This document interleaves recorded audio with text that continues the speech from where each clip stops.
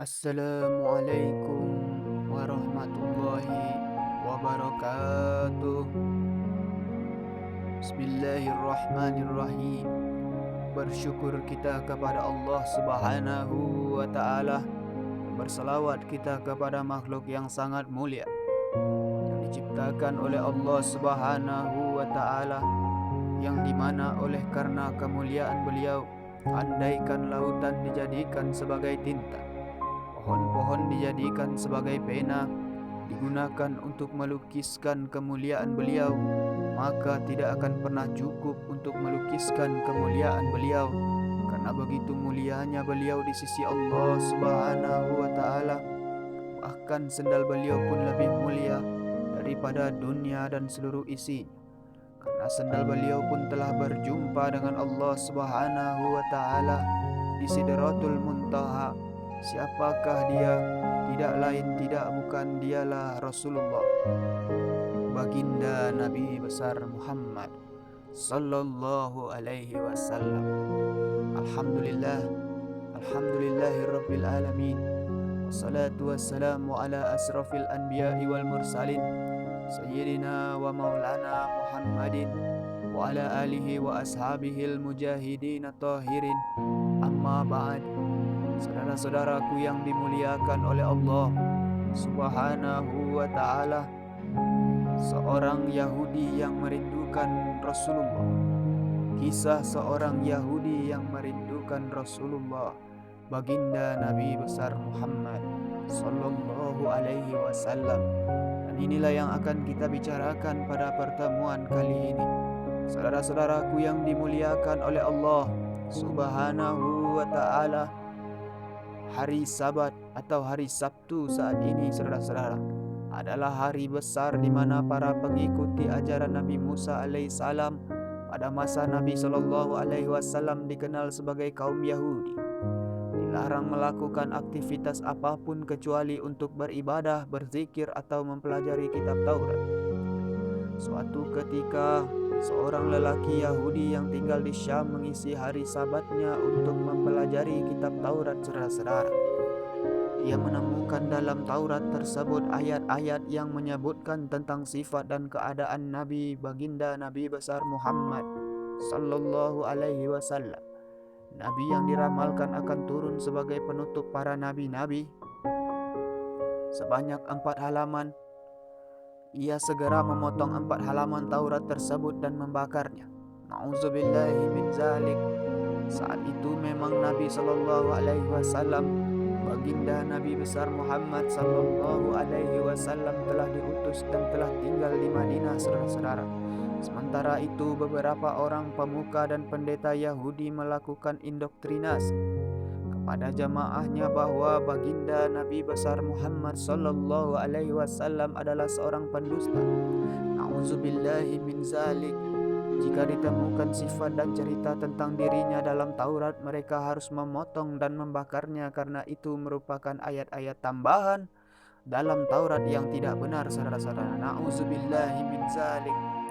Lelaki Yahudi dari Syam tersebut adalah satu anggota jemaah sekte ini, saudara-saudara. Pada hari Sabtu berikutnya, saudara-saudara, ia juga mengisi harinya dengan melakukan kajian terhadap Taurat, dan ia menemukan 8 halaman yang menyebutkan tentang keadaan dan sifat-sifat baginda Nabi besar Muhammad sallallahu alaihi wasallam. Seperti kejadian sebelumnya, ia memotong 8 halaman tersebut dan membakarnya. Na'udzubillahi min zalik. Pada hari Sabtu berikutnya lagi, saudara-saudara, ia masih melakukan kajian terhadap Taurat, dan kali ini ia menemukan hal yang sama, bahkan ditambah dengan cerita tentang beberapa orang sahabat di sekitar beliau, dan ia menemukan dalam 12 halaman. Kali ini ia tidak langsung memotongnya, saudara-saudara, tetapi ia berpikir dan berkata dalam hatinya, jika aku selalu memotong bagian seperti ini, bisa-bisa Taurat ini seluruhnya akan menyebutkan tentang sifat-sifat dan keadaan Muhammad. Saudara-saudaraku yang dimuliakan oleh Allah Subhanahu wa Ta'ala, tentunya kita tidak tahu pasti apakah memang kandungan Taurat seperti itu atau memang Allah Subhanahu wa taala telah menggiring lelaki Yahudi itu kepada hidayahnya, sehingga setiap kali dipotong akan muncul secara ajaib mukjizat pada halaman lainnya lebih banyak dan lebih lengkap tentang keadaan baginda Nabi besar Muhammad sallallahu alaihi wasallam. Allah Karim. Tetapi 3 kali pengalaman kajiannya tersebut telah memunculkan rasa penasaran dan keingin tahuannya yang besar kepada baginda Nabi besar Muhammad sallallahu alaihi wasallam, saudara-saudara. Bahkan dengan 3 kali kajiannya tersebut seakan-akan sifat-sifat dan keadaan beliau telah lekat di kepalanya dan seperti mengenal beliau sangat akrab, saudara-saudara. Allah Karim. Ia datang kepada kawan-kawan Yahudinya dan berkata, "Siapakah Muhammad ini? Ia seorang pembohong besar yang tinggal di Madinah." Kata salah seorang temannya, "Nauzubillahi min zalik. Lebih baik engkau tidak melihatnya dan dia tidak perlu melihat engkau." Tetapi lelaki Yahudi yang telah melihat dengan ilmu yakin tentang keadaan baginda Nabi besar Muhammad sallallahu alaihi wasallam ini tampaknya tidak begitu saja dipengaruhi. Tampaknya tidak mudah begitu saja dipengaruhi oleh teman-temannya, saudara-saudara. Seakan-akan ada kerinduan menggumpal kepada sosok baginda Nabi besar Muhammad sallallahu alaihi wasallam yang belum pernah dikenal dan ditemuinya itu, saudara-saudara. Kerinduan yang memunculkan kegelisahan yang tidak akan bisa hilang kecuali bertemu langsung dengan sosok imajinasi dalam fikirannya tersebut, saudara-saudara. Ia berkata dengan tegas, "Demi kebenaran Taurat Musa, janganlah kalian menghalangi aku untuk mengunjungi Muhammad." Allah Karim.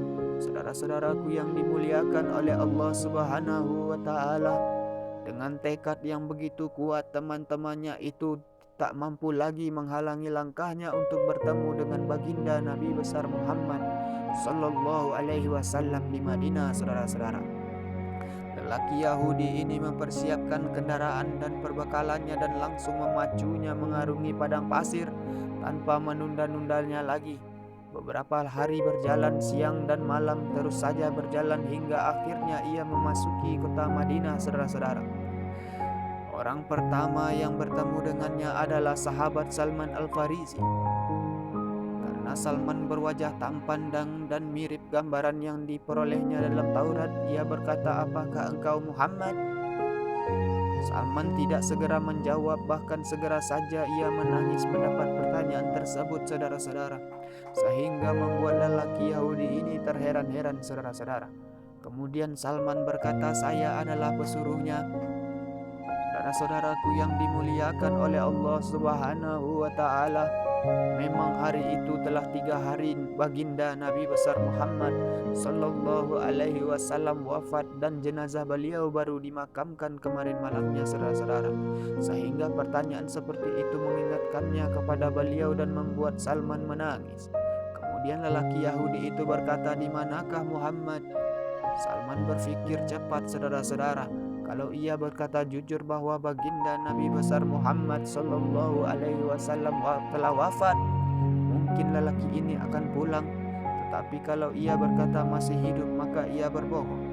Salman pun berkata, "Marilah aku antar engkau kepada sahabat-sahabat beliau." Saudara-saudaraku yang dimuliakan oleh Allah Subhanahu wa taala, Salman membawa lelaki Yahudi tersebut ke masjid. Di sana para sahabat tengah berkumpul dalam keadaan sedih.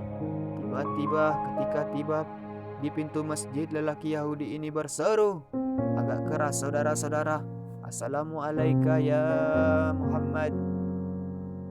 Ia mengira bahwa baginda Nabi besar Muhammad sallallahu alaihi wasallam ada di antara kumpulan para sahabat tersebut, saudara-saudara.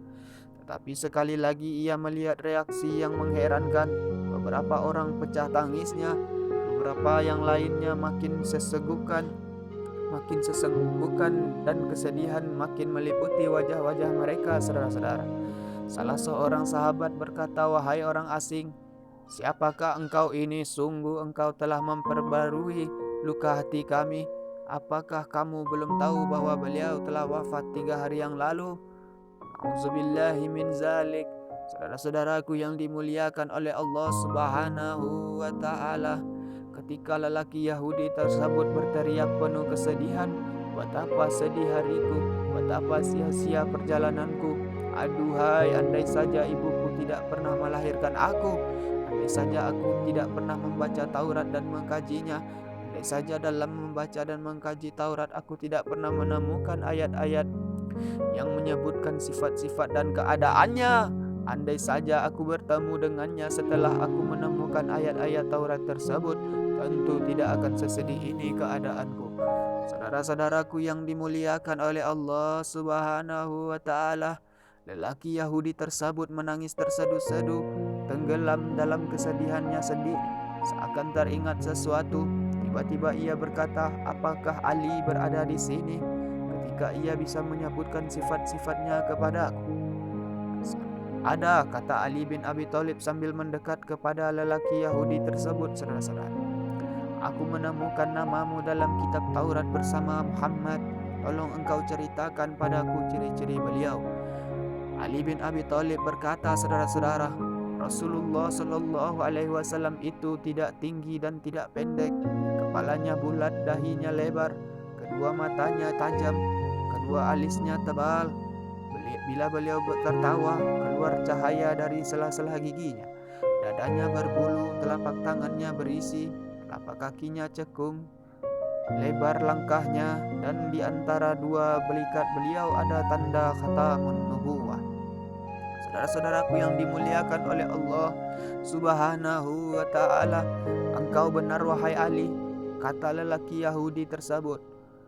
Seperti itulah ciri-ciri baginda Nabi besar Muhammad Sallallahu Alaihi Wasallam yang disebutkan dalam kitab Taurat. "Apakah masih ada sisa baju beliau sehingga aku bisa menciumnya?" "Masih," kata Ali. Kemudian ia meminta tolong kepada Salman untuk mengambil jubah Rasulullah Sallallahu Alaihi Wasallam yang disimpan oleh Fatimah Az-Zahra, istrinya dan putri kesayangan baginda Nabi besar Muhammad Sallallahu Alaihi Wasallam, saudara-saudara. Salman segera bangkit menuju tempat kediaman Fatimah, saudara-saudara. Di depan pintu rumahnya ia mendengar tangisan Hasan dan Husain, cucu kecintaan Rasulullah Sallallahu Alaihi Wasallam. Sambil mengetuk pintu, Salman berkata, "Wahai tempat kebanggaan para nabi, wahai tempat hiasan para wali, siapakah yang mengetuk pintu orang yatim?" Fatimah menyahut dari dalam, saudara-saudara. "Saudara-saudara, saya Salman," kata Salman menyahut, saudara-saudara. Kemudian ia menyebutkan maksud kedatangan sesuai yang dipesankan oleh Ali. "Siapakah yang akan memakai jubah ayahku?" kata Fatimah sambil menangis.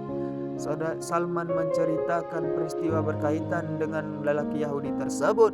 Lalu Fatimah mengeluarkan jubah Rasulullah Sallallahu Alaihi Wasallam yang terdapat 7 tambalan dan tali serat kurma, saudara-saudara, dan menyerahkannya kepada Salman yang langsung membawanya ke masjid, saudara-saudara.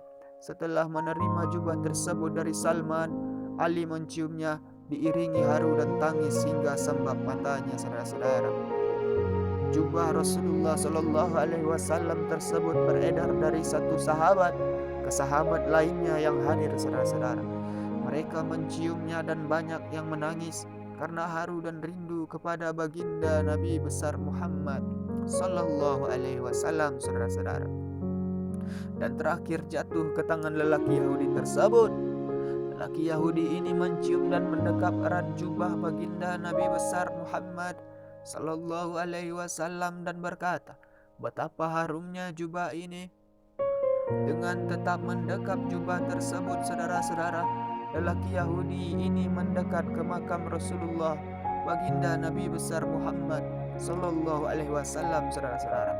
Kemudian menengadahkan kepalanya ke langit dan berkata, "Wahai Tuhanku, saya bersaksi bahwa Engkau adalah Zat yang Maha Esa, Tunggal dan tempat bergantung As-Samad. Dan saya bersaksi bahwa orang yang berada di kubur ini adalah Rasul-Mu dan kekasih-Mu. Saya membenarkan segala apa yang ia ajarkan.